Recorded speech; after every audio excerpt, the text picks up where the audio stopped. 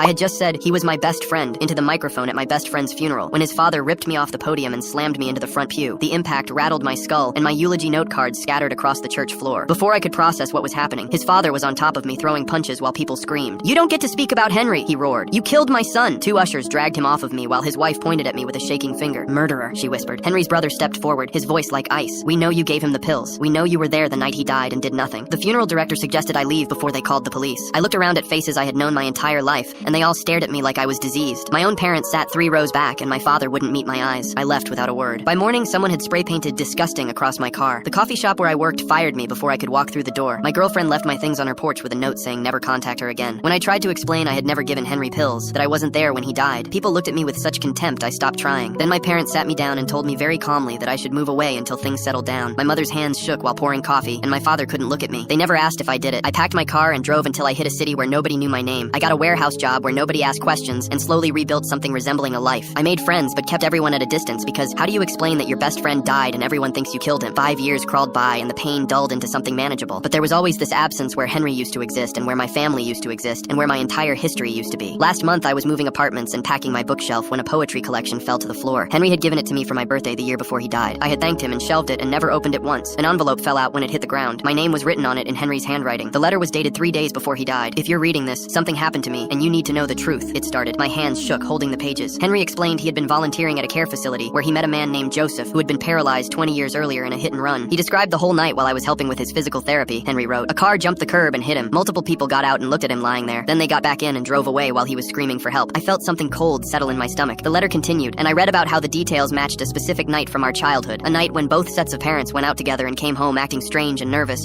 and told us never to talk about that evening again. "I confronted them," Henry wrote. "All 4 of them together. They admitted everything. My father had been driving and swerved onto the sidewalk. They all panicked seeing Joseph broken on the ground. Henry's parents convinced everyone to leave before police arrived because it would destroy their careers and families. They had kept that secret for 20 years, while Joseph lived in a wheelchair without justice or compensation, or even an apology. I told them they had to come forward and make this right," the letter said. "They begged me not to tell you. They said you didn't need to carry this. I agreed to stay quiet while I figured out what to do because I didn't want to destroy you with this." Then the tone shifted and my blood went ice cold. Strange things have been happening since I confronted them. My brakes failed on the highway, but the mechanic found nothing wrong. Someone followed me home twice. I keep getting calls in the middle of the night with just breathing on the other end. I don't know if I'm paranoid or if they're trying to scare me quiet, but I'm scared enough to hide this letter somewhere. You'll only find it if something happens to me. The final paragraph destroyed me. If something happens and it looks like an accident or an overdose, you should know I've never touched that stuff in my life. Don't believe whatever they tell you. My parents have access to prescription medications through their work, and I wouldn't put it past them if they felt trapped. I hope you never have to read this, but if you do, you need to decide what to do with the truth. I won't be around to fight this battle." I sat on my apartment floor holding those pages in stunned silence. The vindication I had spent 5 years desperately needing meant nothing because my best friend had been murdered to keep me from ever getting it.